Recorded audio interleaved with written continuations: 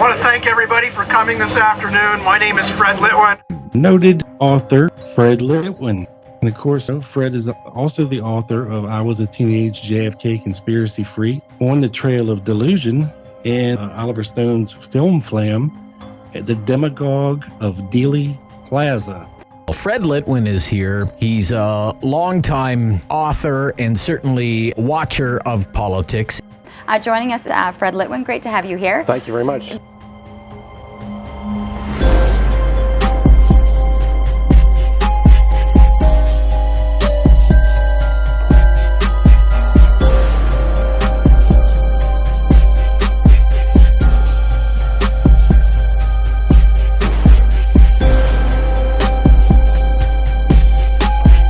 Welcome to another edition of On the Trail of Delusion, where we try to separate the wheat from the chaff, and we try to separate the good stuff from all the nonsense that you actually hear, and that is all throughout the internet from a variety of conspiracy people.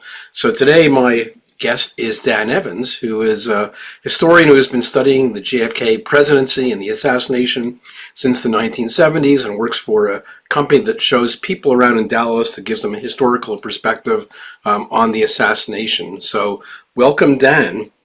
And please tell me, just how did you get started in this whole assassination business? Well, you know, my mom had grown up in Boston, and she was, you know, she was for Kennedy, and my father was for Nixon. You know, try having that marriage today, right? Yeah. So, you know, I was aware of JFK, even though I'm Gen Xer, I'm almost 60. I was aware of Kennedy from a pretty young age. And my father moved us from Pittsburgh, Pennsylvania to Dallas, Texas, right about the time that the House Select Committee on Assassinations was getting started. Right. And when we moved that summer, it was actually the summer of '76. It was right before it started, right? Kind of in between the Rockefeller Commission and the Church Committee and the HSCA, all that time period. And I had discovered a box of Life magazines from the 1960s, and just, you know, Beatles, Manson, the moon landing, JFK, Malcolm X's shooting in '65. I became, even though I was only a young boy, right, I became fascinated by it all. And then to be in Dallas, Texas, I went on the Time magazine. They're talking about the Umbrella Man and the Grassy Knoll. And I mean, it became fascinated. And I read A Rush to Judgment. Okay. Mark Lane. Right. Listen, yeah, I started down that rabbit hole, right? And went on a 40-year odyssey. And I was doing stuff for General Motors in California as a spokesmodel up until about 15 years ago. And then GM, you know, almost went belly up. And I came back to Dallas, and I was trying to decide if I was going to teach or what I was going to do. And I discovered that they needed a narrator on the Kennedy assassination. I was like, wow, now that's right up my alley, because I had done public speaking, right, and I had been on the Kennedy odyssey for many years. I mean, off and on. You know, what brought me back was when Vincent Bugliosi released Reclaiming History. Right. So, well, first off, I should say my sister is from Boston. So actually, okay, we go to Boston twice a year. So yeah, we have roots there. So like you, actually, one of the first book I read was Mark Lane's Rush to Judgment back in 1975. That was the first book I read. Okay, yeah. When I went to the library at my university or college, there were only a few conspiracy books there. There were no non-conspiracy books. And so Rush to Judgment was a big thing. So what were your thoughts, you know, reading Rush to Judgment? Tell us a bit about your odyssey of your thoughts on the assassination. See, this is the thing about Lane and Grodin and all these guys. You know, it's very easy to find anomalies, coincidences, mistakes made in the investigation. And if your agenda is wanting to find evidence of a conspiracy, you're going to find it everywhere, right? I mean, what was one of Lane's biggest his biggest supposed reveals was that they had discovered a Mauser and then it became right. Yeah. So it's not a simple mistake made by Seymour Weitzman and Eugene Boone. They had no idea what a Carcano was, but most cops know what a German-made Mauser is, and so it was a simple mistake. Yeah. But in Mark Lane's world, initially, of course, like everybody, we were enthralled by A Rush to Judgment. We were enthralled by David Lifton's Best Evidence in the beginning. We're all conspiracy driven when you start this odyssey. Let's be honest. There is a lot of bizarre coincidences and anomalies around the Kennedy assassination. And so I think we all start out as fascinated by the conspiracy element. But in my opinion, the more you study the minutia, unless you're so invested, if you're a writer, if you're a conspiracy writer like Roden, you're calcified, man. You are so invested because you literally at some point early in your life, like Robert Groden, if you go back to Goodnight America with Geraldo Rivera, these guys pushed all their chips to the center of the table and went all in on wanting to commit their life to proving that the government killed Kennedy, right? So they're too invested. They're never going to admit it, okay? And they're never going to admit that they're living in a fantasy world.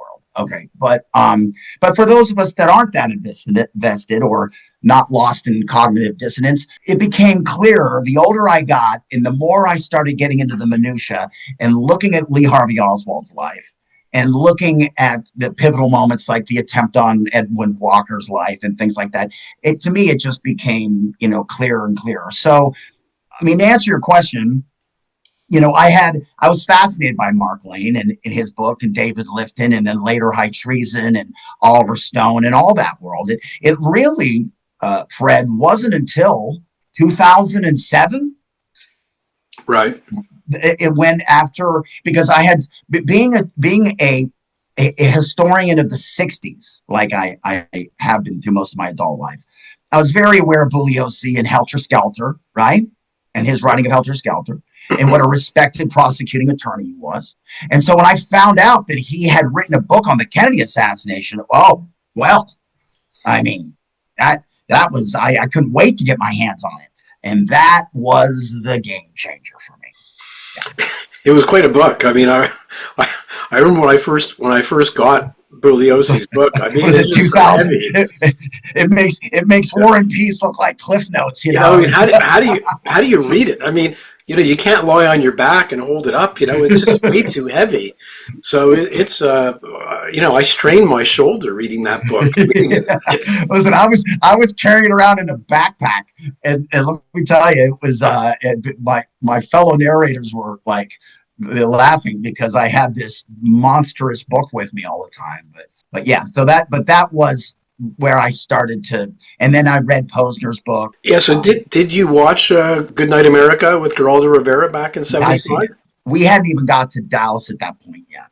Right. And so I was so young that no. I've seen it since then. Right, yeah. Because I saw that live. I was watching that live. Wow. As an 18-year-old, I was watching that live, and it was like, oh my God, this is like what's going on here, and that immediately set me off to the library. But the question I had back then, even then, as I knew the Warren Commission had seen the Zapruder film. And so I wanted to know, why did the Warren Commission think that the headshot came from behind despite the back and to the left motion? Right. And that was the question I really wanted answered. And that was, that was very, very unclear because they'd seen it, but it still didn't sway them. Well, because to the layman, it does absolutely look like a bullet coming in from the front and exploding into the side of his head. To the layman. That's right. But I was, I started, in our business, I started having these guys that were combat veterans, guys that were at Tet, younger men, Fallujah, men that had been in combat. And I started getting their opinion. We're talking about Army Rangers and Special Forces guys. And I'll tell you what, Fred, they all, when we watched the Zapruder film, they said, that's an exit wound. That's not how a bullet goes in. I said, that right front explosion is a bullet going out. That's not it. I mean, they understood why the layman sees it in full motion because of the head snap. And they said, look, man, you got a round coming down to 2,000 feet per second from only 265 feet away. When it goes blowing out the side of his head, it's a neuromuscular reaction. It's like it's whiplash, is what you're saying. Yeah. But when you've got, people like Stone and, you can easily lead people down the path that's a front shot. Easy. It's an easy sell. Because, Americans and people are used to Hollywood movies where the body always flies or the head snaps the opposite direction from where the bullet comes from. But that's not how it is in real life, Very true. And, now, did these people also tell you what they thought, whether they thought the shots were easy or hard? Okay, they thought it was much harder until they walked through the plaza, right? Right. Yeah. Listen, those guys, I mean to a man, I'm talking about Green Berets, Army Rangers, combat veterans. They walk into that plaza and they look up at that window and say, my little brother can do that. And they're not exaggerating. He said, I said, listen, I know you're probably going to think this is an exaggeration, but I could do that with open sights, with steel sights. 265 feet, and he's only going 8 miles an hour. It's our popular culture. And people like Stone, there has been a very vocal community around the Kennedy assassination that they are eternally obsessed with trying to exonerate Oswald. So the more they can make that shot seem like Chris Kyle would have to do it, right? The more they can make it seem like Oswald wasn't good enough to do the shooting, then the more they can sell their theory that it was a cover story. It was an ambush. That's right. Yeah, for sure. Yeah. Right. So I get these people down here that are combat veterans, and they're like, they can't even believe it. Like, they can't believe that they were made by our popular culture to think it was such a hard shot. And you can blame 99% of that on Oliver Stone. And then the other problem is they also look over and go, that's the Grassy Knoll right there. Right there. That's the Grassy Knoll. How in the world are you going to get off an infantry shot or a rifle shot and nobody see you do that with Emmett Hudson and the two men standing on the stairs right in front of the fence? If the round would have had to gone right over their head. They don't flinch. They don't turn around. They don't react. You know what I'm talking about, right? The three guys standing in the background. Yeah. And then you've got Marilyn Sitzman, and a lot of people don't realize that Sitzman was up on the pedestal with Zapruder. Right. Because holding on to him. And so you've got two sets of ears and two sets of eyes. Neither one of them said that there was anything going on 30 feet to their right, which you're looking. Because I've stood up on that pedestal and showed people how if you look a little bit to your right, you're looking right down 30. I mean, it's Fred. You've been down there. Yeah. You've seen how close that pedestal is to the Grassy Knoll. It's ludicrous. And that's why it's amazing to me that this is still such an enormous debate in our culture today. And, you got Rob Reiner and his podcast and insisting that there was it's almost like our popular culture is so emotionally invested in the Grassy Knoll that they just, even though it's so obvious there wasn't a shooter there, they've heard it so much, they're so invested in it that they just refuse to accept that there wasn't anybody over there. There wasn't anybody over there. Yeah, I know when I first went to Dealey Plaza, I was just couldn't believe how small it was. Yeah. I got out of I took a taxi. I was in Dallas with my partner. He was there on business, and oh my God, it's like I'm in Legoland or something. This is so tiny, and the other thing people don't realize is that Bolt, Berenick, and Newman did an ear witness study on the Grassy Knoll. And they had people there, and they actually fired from the 6th floor window, and they fired from the Grassy Knoll. And they said, look, it's impossible for somebody to be on the Grassy Knoll. If there was really a shot there, everybody there would have been totally convinced. Absolutely. And people have said, well, what if they had a suppressor on their rifle? Listen, those suppressors back then were a joke. It wouldn't have made any difference. Yeah. And I'll tell you, Fred, that's a big game changer too.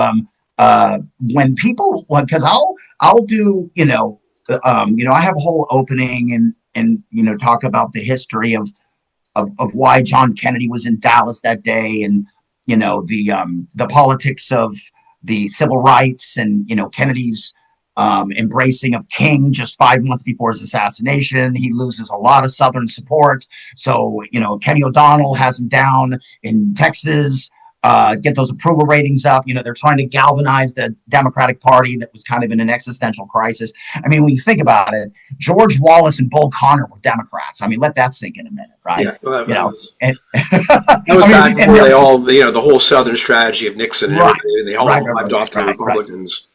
Absolutely. And so Kennedy, but when I get those people down there and they walk up behind that grassy knoll, listen, it doesn't, even housewives are like, people just don't realize how small that area is, and how, look, let's be honest. Again, Oliver Stone, he made Dealey Plaza literally look like Central Park in New York.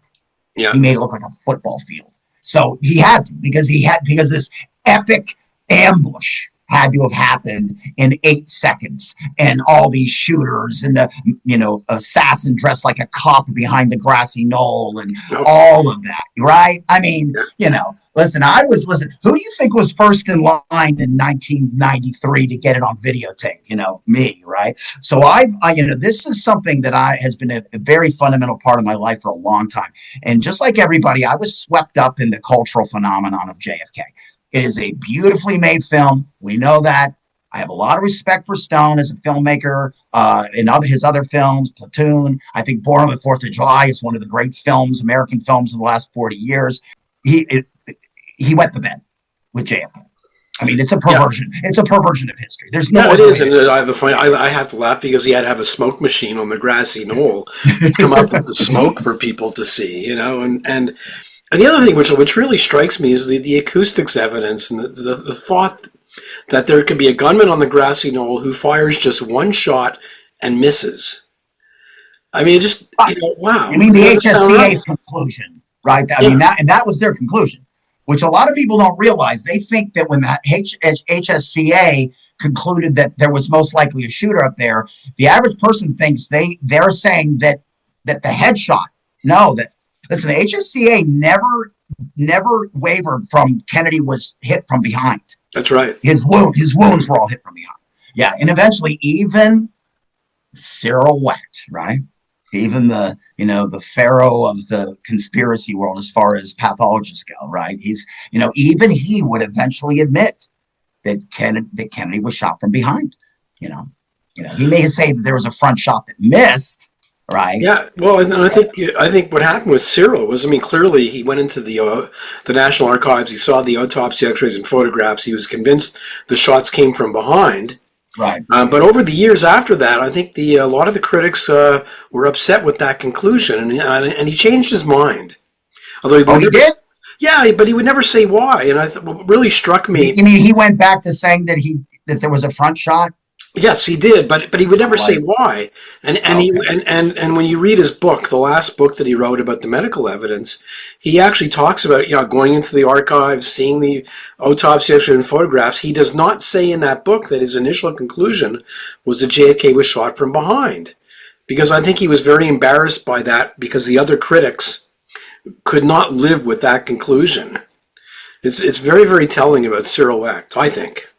Yeah. Well, he was one of those 9, right? Wasn't he one of the 9 pathologists that the HSCA brought in? Which I posted letters from him in my blog where he's written to people in the 70s saying, look, the left hemisphere of JFK's brain was intact. There was no shot from the grassy knoll because there's no way. Yeah. And I've talked to firearms experts, that I've had, and they're like, look, you've got a round coming in. Fred, from where the theorized gunman would have been on the grassy knoll to the kill zone of JFK, it's about 35 yards, if that. Yeah. Okay. You got a round at 2,000 feet per second. There would have been nothing left of his head. And it would have been far more horrific than what you see in this. His head would have been gone from that close of a range. I can't tell you how many firearms experts have said that to me. Guys, conspiracy guys, that when they come back there and look and go, there's no way. That they thought coming from Maine or Sioux City, Iowa, or wherever it was they were from, they thought that the Grassy Knoll was going to be much larger and much farther away from the president. Yeah. And once they get back there, there is absolutely no way a shot could have come from here. There's no way, So, it is imperative that people, before they can come to a competent conclusion on the Kennedy assassination, it is imperative that they physically walk through that plaza. They have to. Yeah, I totally agree. It really made a huge impression on me when I walked through Dealey Plaza. It was quite amazing. So tell us about the tours you lead and what you show people and the things you talk about. We actually, so it's pretty cool. We drive down what we call the Kennedy corridor, the parade route, right, starting at Harwood in Maine, which kind of weirdly is right at that corner. It was in that old City Hall building that Jack Ruby would shoot Oswald in the parking garage. So the old City Hall is right at the corner of where the Kennedy parade began that day at Harwood in Maine. I mean, according to the Dallas Morning News, right? So they printed the parade route in the paper on the 19th, right? And so we drive down the parade route, and it's still a lot of that corridor, that red zone, that right there by the Neiman Marcus and the whole right there. A lot of those buildings are still very much the same. There's been obviously some changes, but it's, people, if you narrate it properly, it really kind of takes them back to that slow drive through that 80,000 people that had packed into the court. No one's gone through security. Yeah. You think of the protocol, right? I mean, they printed the parade route in the paper 3 days before Kennedy arrived, and they didn't post any agents in any windows or rooftops along the entire parade route. I mean, it's just mind-blowing, right, when you think about that. And this was considered a hostile part of the country at that time. This wasn't New England, right? This was Texas. Yeah. It was the most conservative city in America. I mean, Edwin Walker lived here. The John Birch Society was based out of Dallas. No, it wasn't Birmingham, Alabama, but it was, there was a lot of Kennedy enemies down here, right? Yeah, for sure. Yeah. And so driving him through in a convertible, and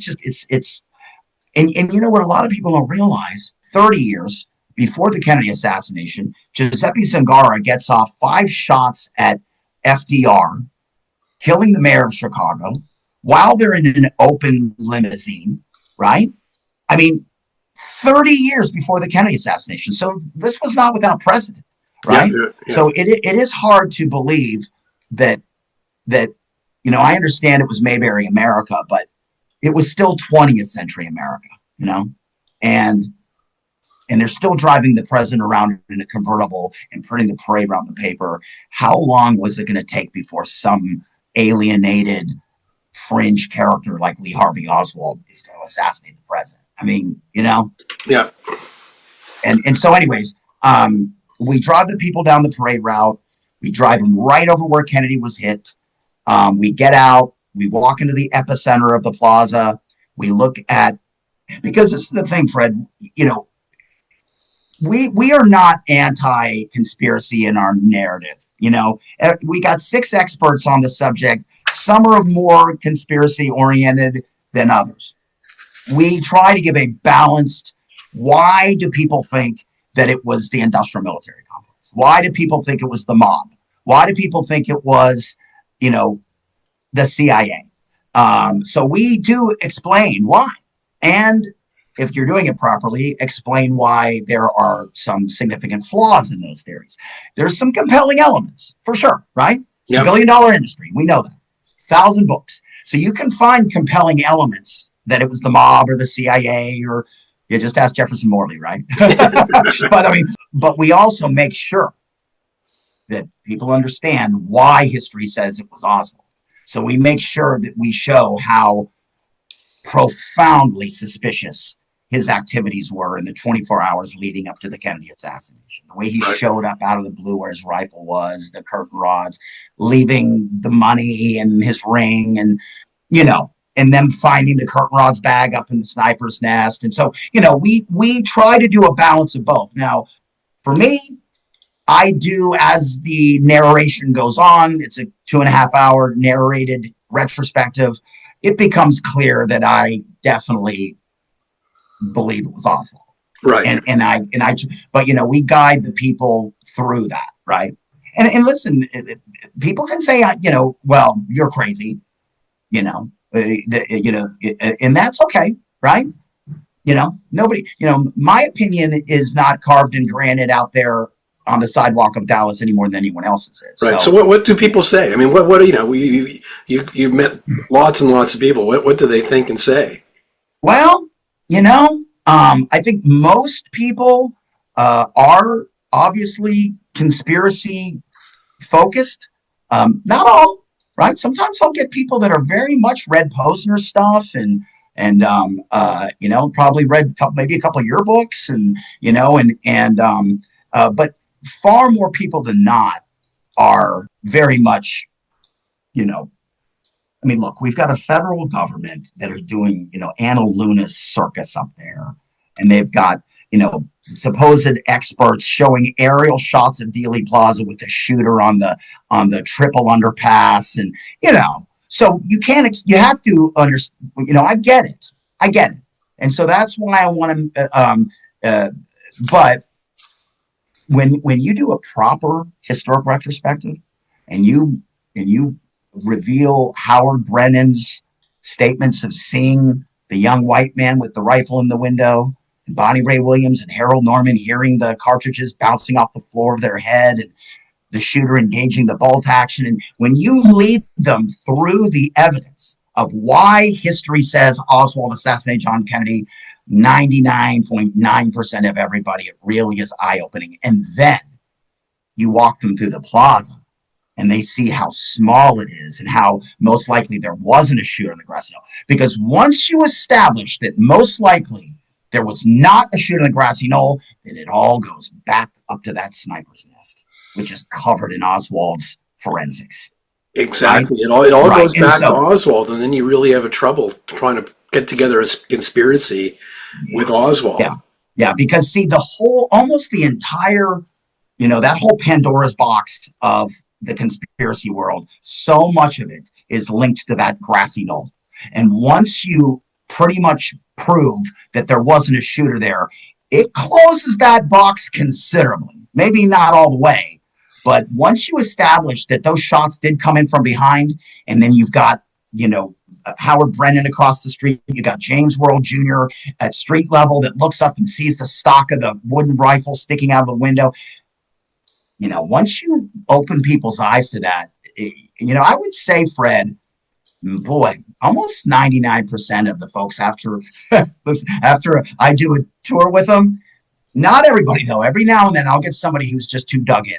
They're just too dug in. For sure. They've invested. Yeah. I've been down there many, many times. And in fact, I look forward to meeting you. We'll be there in November. So fantastic. Coming down. Yeah. But I'm amazed sometimes I'll be on the knoll or whatever, walking around, and you hear somebody giving a tour and you listen to what they're saying. And it's like, oh my God, I feel like butting in and saying, no, that's not true. That's not true. Oh, it's awful. Listen, imagine for guys like me that have to be around that. Yeah, I call it the epicenter of American misinformation. So, and it really is. It's like me and a couple guys you talk about being in a minority. And listen, we get mocked. What did Mark Twain say? When you find yourself on the side of the majority, you might want to stop and pause and reflect, because, the majority of people are so, they've been so swayed by the Kennedy conspiracy culture.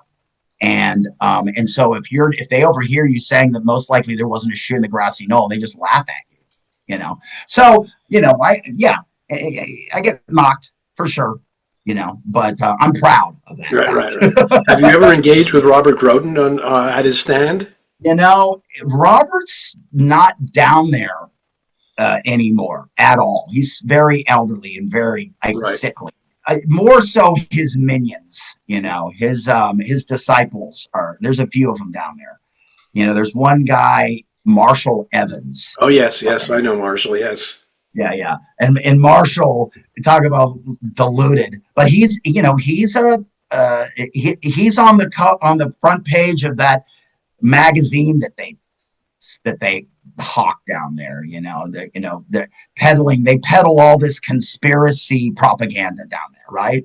And so a case for conspiracy, that's what it's called. And I mean, Fred, you just wouldn't believe this magazine. Okay. Yeah. And they sell it to everybody, all the tourists down there, continuing to propagate all of their delusional stuff. And they actually have pictures of the back of Kennedy's head with a giant hole in the back of his head. I mean, it's just, they have no shame. No shame. It's just reprehensible. Okay. And I proudly have had a couple people buy that magazine and then do a narrated tour with me. And then they toss it in the trash after I get done. So I've got a couple pictures of me, of them throwing it in the trash can after I get. So I'm very proud of that. That is good. Good for you. I mean, my first time down there, I mean, I bumped into, Grodin wasn't there, but Mr. Brownlow was there. I don't know if you ever bumped into Is he the one that's got all the easels out there? No, he's no longer there. I think he died a few years ago, but he was very, very, really argumentative. And he'd be yelling and screaming. And in fact, I had to leave, so I couldn't have a rational discussion. But there is the guy with the big easel who's typically right on the street with his, I went to talk to him, and I sort of debated something. He said, "Oh, you're one of those believers," and didn't want to talk after that. Yeah. Oh yeah. Was he kind of the big guy, looked like Santa Claus kind of? Yeah, that guy. He's not down there anymore. I think might have passed. Okay. I don't think his health was very good. Yeah, right. I mean, that's what it is, Fred. That's the official, right? That's the official story, right? I mean, and that's where we find ourselves in our society. It's become such an easy sell, to the average disillusioned and cynical American who has lost faith in their institutions. They've lost faith in their government and in their politicians. And so in this disillusionment and cynicism, it becomes an easy sell for the conspiracy theorists. That's why, definitely comes an easy sell. And also it's sort of very tribal, I've got my truth. You have your truth. I have my truth. And thank you very much, but I'm not really interested in listening to what you have to say. I really know the truth. I mean, I don't know, last week, Frederick Loggeval, who was a professor at Harvard, he's written a biography of JFK. So he did a seminar online about the new documents in the JFK assassination. And he's not a conspiracy guy. But all the questions, all the QA, every single question was, conspiracy nonsense. Yeah. It's just so striking. Well, Posner, even back when he wrote A Case Closed, which was in 1993. Yep. He was, even then in his opening, he says, it's not that Americans even question whether it's a conspiracy. They just question who was part of the conspiracy, right? Yeah. I mean, it is just not even, you can't even consider or entertain the possibility that Oswald acted alone. Not in our popular culture, not today. Yeah, it's who was pulling his strings, or of course a lot believe he was a patsy, right? That he didn't even do it at all. Okay, and of course when people kind of approach me about that, I remind them that just a few hours before he proclaimed he was a patsy, he also said that he didn't own a rifle, and said that he had his lunch and not curtain rods. So he's overtly lying about everything, right? Yeah. So the fact that he called himself a patsy shouldn't hold a whole lot of weight, right? So when you remind people that Oswald was a pathological liar, which he was, right? I mean, textbook. Yeah, textbook. Fred, the average person doesn't realize that Oswald in Eisenhower's America in 1955 was reading Karl Marx's Communist Manifesto. Now, how many 15-year-old boys in Eisenhower's America in this entire nation do you think were reading the Communist Manifesto in 1955? Yeah. Right. So, when you probably, right? Yeah, well, I love And the fact that you have so many people like Oliver Stone or Jim Garrison was the one who said, "Oh, he was a fake lefty. He was really on the right. He would have been more comfortable reading Mein Kampf than Dust or right. Patel, you Yeah. know. Yeah. I mean, just make it up." Listen, they were sending Oswald home. Not, I mean, obviously you know this, but for not giving the Pledge of Allegiance. I mean, this is a kid. You can go even back before he went into the Marine Corps. He tells Palmer McBride that he would, if given the opportunity, kill Eisenhower. I mean, it doesn't exactly take Dick Tracy, Yeah. I mean, Oswald checks every box, every box. It's so obvious, but again, it's kind of sort of this perfect storm of, it's in our nature to want to find some great reason or meaning behind it, right? Yeah. Nobody wanted to believe that some loser alienated punk with a $19 used mail order rifle, that it had to be this plot. And then you throw in the disillusionment and the cynicism of the modern American, and there you go, right? I mean, so I do really take what I do very seriously and try to open people's eyes, right? Because you know what? Like Bugliosi said, history matters, and this is important. We need to reclaim history, and in my opinion, oh, and by the way, thank you for your acknowledgement of Admiral Berkeley in your acknowledgments in your book.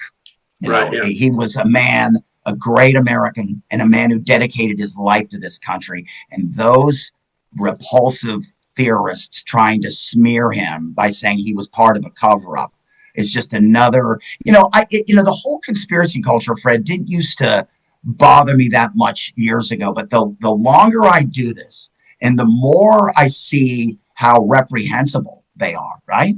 The more I've had to really figure out a way to reconcile all of this, right? Because I was almost losing sleep over, their culture and their community, and the way they are trying to exonerate one of the most notorious cowards of the 20th century. And I mean, here they are smearing Admiral Berkeley and then trying to exonerate Lee Harvey Oswald. Now just let that sink in, right? Yeah. I mean, it was really fantastic to get in touch with Admiral Berkeley's son. Oh wow! And work with him, who to talk about his father, and he was pretty alarmed by what he was seeing, and of course I was showing him a lot of what people were writing. I mean, it's just horrifying to read that about your family, and everybody else in your family. Read about how Berkeley was a villain, and he wasn't. And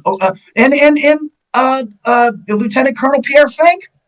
I mean, they did the same thing to Fink, to Boswell, to all those guys, right? Multiple people that had dedicated their life to this country. I mean, Jim Hosty. I just read Jim Hosty's book, by the way. I just finished that Assignment Oswald book, right? Yeah, which was really nice and had some really interesting things in it.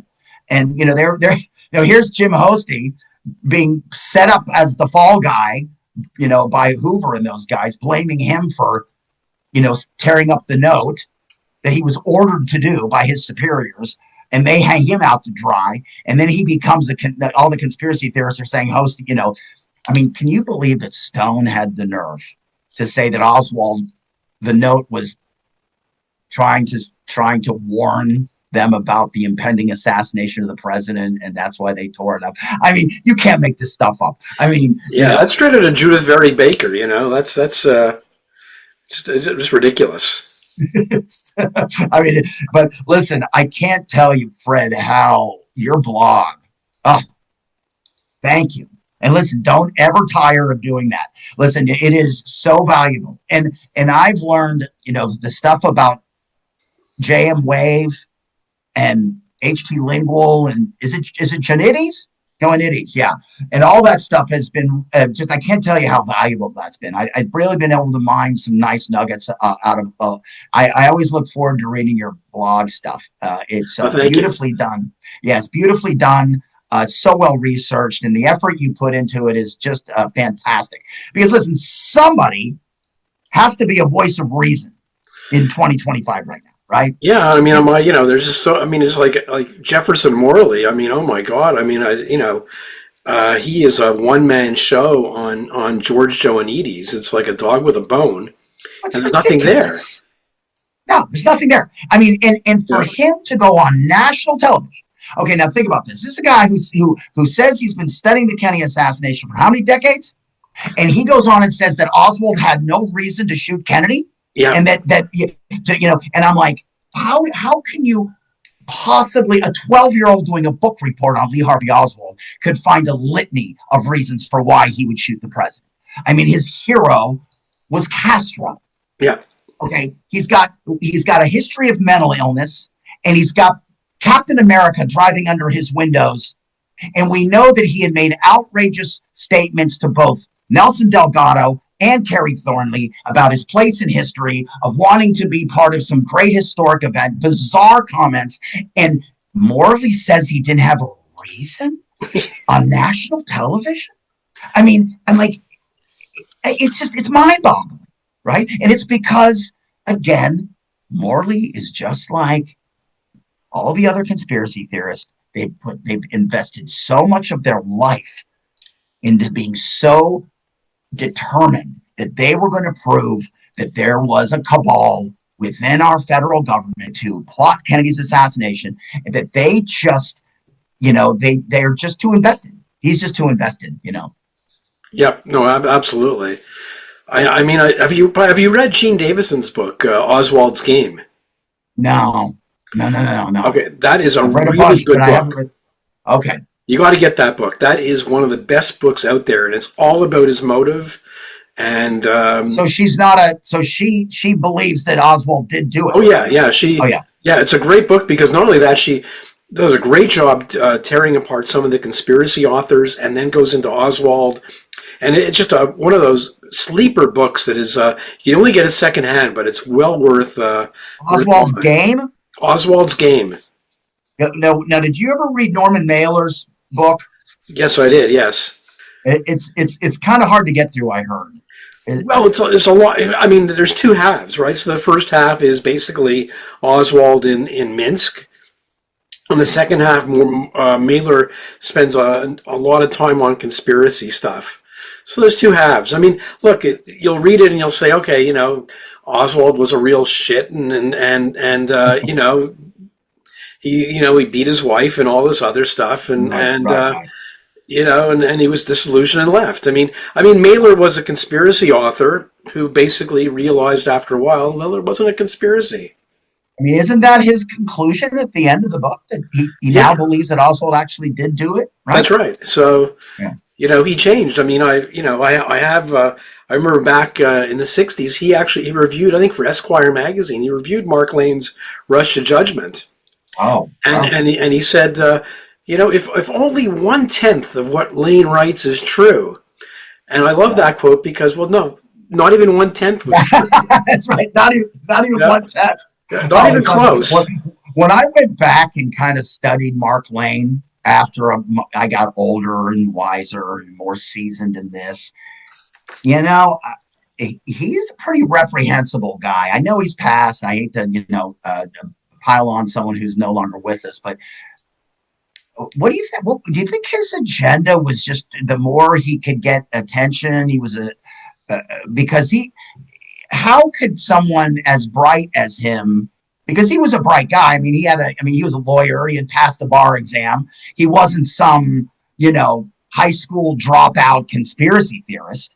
Yeah. I just don't see how he was an ambulance chaser. I mean, he was looking for a cause that was going to make it for him. And ultimately he lucked out on the Kennedy assassination, and that made his name, his career, a lot of money. And he was the, sort of the Michael Moore of the 1960s. He knew how to go around to college campuses and gave talks everywhere. And he started his Citizens Inquiry Commission and, to make money and he had that whole narrative of he was fighting the man, right? Yeah, he was fighting the man. Coming out of the and then he went 60s on to, the Martin Luther King assassination, and he went on to, Jonestown. He was at Jonestown. I mean, just a series of things that he was looking for to sort of make a name. And he wanted to challenge, I guess the status quo or whatever, I guess. Yeah, he was firmly on the left, and but there's just no substance to him. I mean, everything he touched was horrible. I mean, Bugliosi apparently debated him. They had several debates, and then Bugliosi, he appreciated that Mark Lane was a very vocal, like anti-segregationist and stuff, and he appreciated that part of him. But as far as the Kennedy stuff, Mark Lane, Robert Groden, Jim Mars, David Lifton, Harold Weisberg, these guys, they all operate the same way. They all look for every little anomaly, every little mistake made in the investigation, every little contradiction, and it all becomes some evidence of a diabolical plot, right? They live in a world of hypotheticals and assumptions where coincidences don't exist. In their world, their coincidences don't exist, right? My favorite quote about Mark Lane is somebody said, he aims for the jugular, but he actually hits the capillaries. I mean, it's just, it was, my next book will be a history of conspiracy thinking in the assassination. And I think that, there was good reasons initially to think of, I think the Warren Commission made one very, very big mistake of not having the autopsy x-rays and photographs examined by a professional panel. Absolutely. Oh, listen, the Warren Commission made a lot of, look.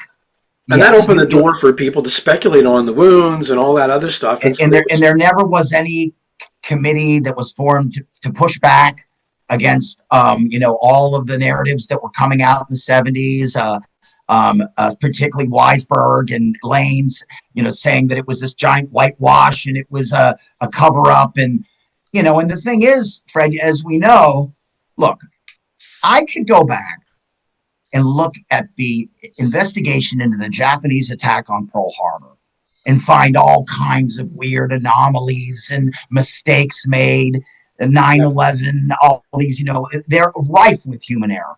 But the Warren Commission was investigating the murder of an American president. So their mistakes, their misses become amplified, right?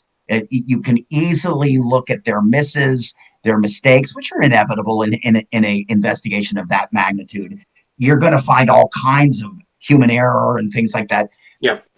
You can so easily shape it into something diabolical. I mean, that's all what they've done, Not that that's any great revelation. Yeah. Now, in your tours, do you also go to the Walker House, or do you go to the typical? Okay, so in the beginning of it, we drive right exactly down the parade route, right through Dealey Plaza, right under the triple underpass.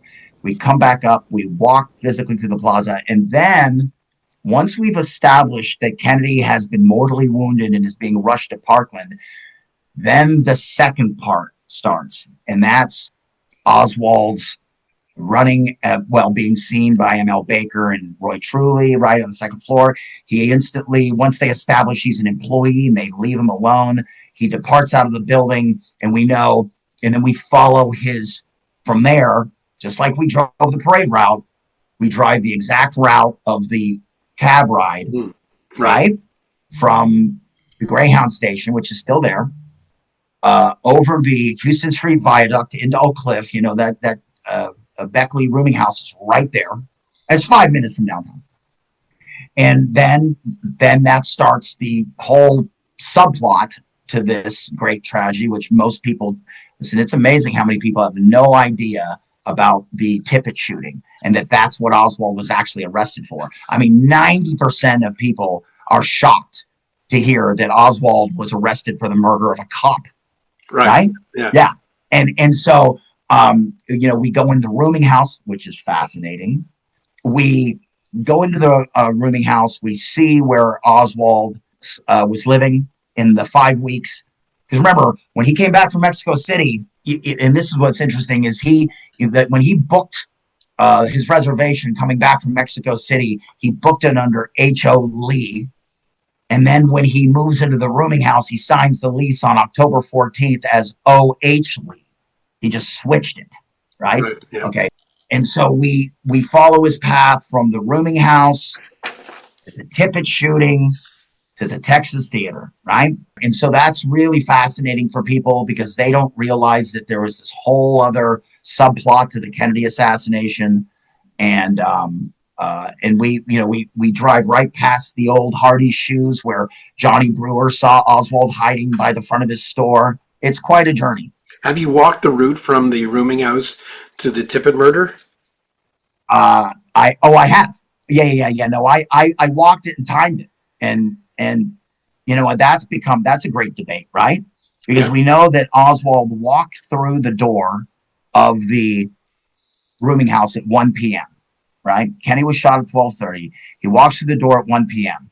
We know that there's been some question about exactly the time of the Tippit shooting, between 1:15 and 1:20, somewhere in that area, right?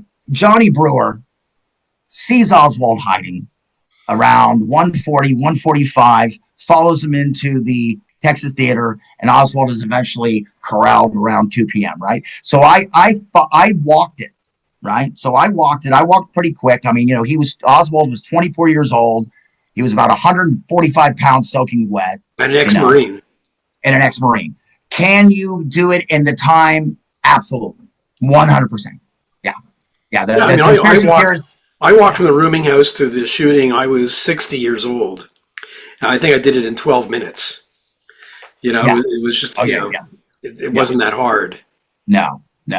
If your agenda is to try to throw shade at the official historic conclusions around both Kennedy's assassination and the Tippit shooting, oh, come on. You can find an endless amount of little anomalies and little things you can question, and you can write a book 1,000 pages. Yeah, and I think the whole concept of what is an alibi. So they try with the Tippit murder. They try with Oswald going down from the 6th floor to the 2nd floor. Was there enough time? They try to think there's an alibi, but you have to have something substantial to say it's an alibi. You can't be really close, because in reality is close, exactly close. Yeah. It's so ridiculous. I think at the end of the day, trying to, Jim Mars and these guys, they try to make Oswald seem like this misguided Boy Scout. I mean, they really significantly downplay his mental pathology and his, in reality, Fred, we know that he checks every box. Yep, every box. And that's, and you couple that with Edwin Walker's shooting just 8 months before, and it just, I don't know, it's so obvious, but sometimes I question their intuition as having a profoundly underdeveloped intuition about the human condition. That's kind of how I describe it, right? As an adult man, I mean, look, when you're young, you don't have the life experience. Your intuition isn't as well developed about the human condition and about people, and so it's easy to kind of live in that world. But when you get older, in my opinion, your intuition should be developed enough to see clearly that a lot of these. Listen, I'm not saying that there isn't compelling elements to the conspiracy theories. There are. We know that, But your intuition should be well honed enough to know that just because you can find compelling elements does not equal reality at all. Yeah, and I say that right now. I mean, if you're the conspiracy people, they play in a very big sandbox, and it's a lot more fun in their sandbox than in our sandbox, which is much smaller. Because in their sandbox, you could say anything, right? Not as they love sexy stories. It's not as sexy a story. Yeah, our sandbox is a little more serious, and you need a little more evidence, and it's not anything. Yeah, we're not a Tom Clancy novel. Exactly, I mean, and so, but you know what I found, Fred, that most people, they appreciate the truth. And they actually appreciate that when it's clearly shown to them between the physical walking through the plaza and how deranged Oswald was, and how obvious it is that he brought that rifle into the building that morning, and they put it all together. Our pop culture doesn't do that. Our pop culture is Rob Reiner. And so I do take great pride in doing what I do. And, I do it for JFK and with the respect for the president and the big one, making sure that Lee Harvey Oswald stays on that short list of the most notorious human beings of the 20th century. Listen, there are people that want to take him off that list because they think he was framed. And I am repulsed by that. And so yeah. Yeah, I mean, just as I think it's just horrible that people want Sirhan to be released from prison, who would like to throw a party. I think for Sirhan, if he was released from prison, I mean, my God, I mean, they couldn't accept the fact that an Israel-hating Palestinian killed RFK, and they can't accept the fact that a Castro-loving Marxist killed JFK. Right. I mean, and that's when people ask me about if there is a deep state connecting RFK and MLK and JFK, and I'm like, have you guys ever heard of the concept of Occam's razor? Yep. And that's the thing is that John Kennedy's assassination and his brother's assassination, Occam's razor fits them like a hand in a well-fitted glove. I mean, people don't realize that Bobby Kennedy was one of the most vocal supporters of the state of Israel, and Sirhan was a Palestinian nationalist. I mean, it's as simple as that, right? But then you got people like Tom O'Neill going around on his podcast saying that Sirhan was a Manchurian candidate, and he says it with absolute certainty. Absolute certainty. Yeah, I call Tom O'Neill the Robert Grodin of the Manson murders. Yeah. Sirhan was hypnotized and firing blanks. It's just. I'm wondering whether Luna is going to have a RFK hearing and then call some of the crazier conspiracy people into testimony. And how can she not have a balanced panel up there? I mean, how can either yourself or Posner's still very much alive? Yep. I mean, it shows you that she has no idea what she's doing. She has no idea about the subject. She had just heard about it through her right-wing conspiracy world, right? Because that's the thing, Fred, is that the right wing has now taken over it as the deep state, right? Right. The same leftist deep state that tried to steal the election from Donald Trump is the same deep state that killed Kennedy. That's the narrative now. That's right. Yeah. And the MAGA folks have they have their conspiracy, and that proves the deep state can get people. I understand why, most of the people that I encounter, I understand where they're coming from. I get it, and so but I have to be careful, I have to be careful because I have people that are very invested. And sure. It's very ideological, right? I mean, for some people, it's almost like politics, right? And so you have to be very diplomatic and have to really be careful on how I slowly, I have to slowly work them through the whole, historic retrospective. But yeah, anyways, love doing it. That's good. Is there a website we can go to where? Yeah, okay, well, we will put the link in the description of the podcast. Hey, would love it. Look, thank you very much for talking to me. Hey, listen, Fred, it was a thrill. When I saw you on Fox News talking to Will, what is up with Will Kane? Why did he keep calling JFK Jr.? Why did he keep saying that? and instead of Occam's razor, he said Murphy's Law, but he meant Occam's razor. Right. I'm like, man, I missed my calling. I should have been a Fox News pundit because if this guy can do it, I can do it.